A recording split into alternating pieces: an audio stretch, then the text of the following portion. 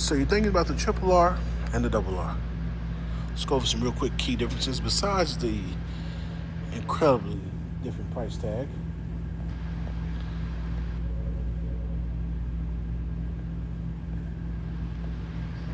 Let's check out some things I've just noticed on these bikes.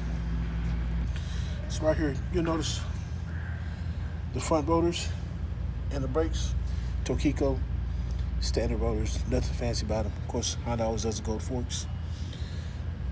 This tire, not as sticky, but it's good for the road. Dual eye LEDs, your intakes on to the right and the left of your headlights.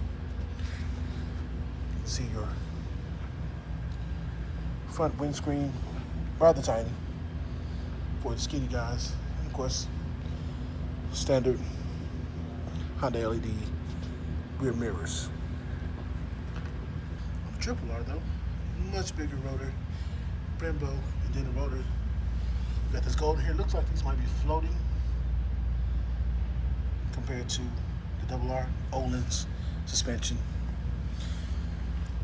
You got your LEDs. They don't look like the jewel eye. You got the intake right here in the center. Much larger windscreen. Standard Honda mirrors.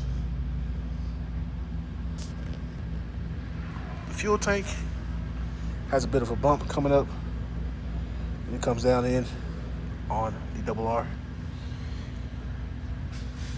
Nice frame. This is actually a little bit lighter than my 2021.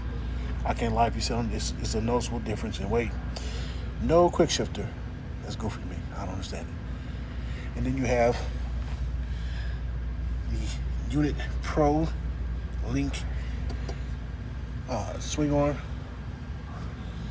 standard seat, nothing too fancy. And then standard passenger seat with the passenger pegs. It is what it is. Now you have the triple R.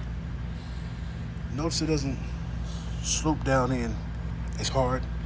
It's kind of more flat up top, more surface area to lay on, and it doesn't seem as tall as the double R. And the seat is actually a little bit wider. I've sat on one. It's actually a little bit wider right here, right underneath the thigh. So you got that. The rear seat is a little bit more angled to match the tail, as opposed to this one, it matches the tail. And exhaust-wise, you have a Krapovich and generic. Of course, you have a quick shifter. And this swing arm, I think it's also Unit Pro. I don't see the other labeling that's large, I can see. And your tires, Diablo Super Corsa, front and rear. So much stickier tires, much more expensive tires. Then you also have a different screen in your cockpit over here. These are multicolor LEDs. And on the double R, you have white LEDs.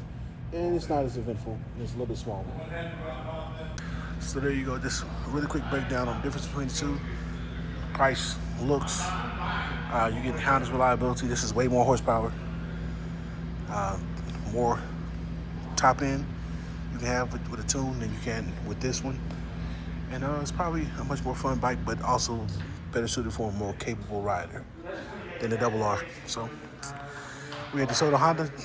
Come down here and check it out. Or if you got the scratch, man, I'm gonna get you that triple R before it's gone.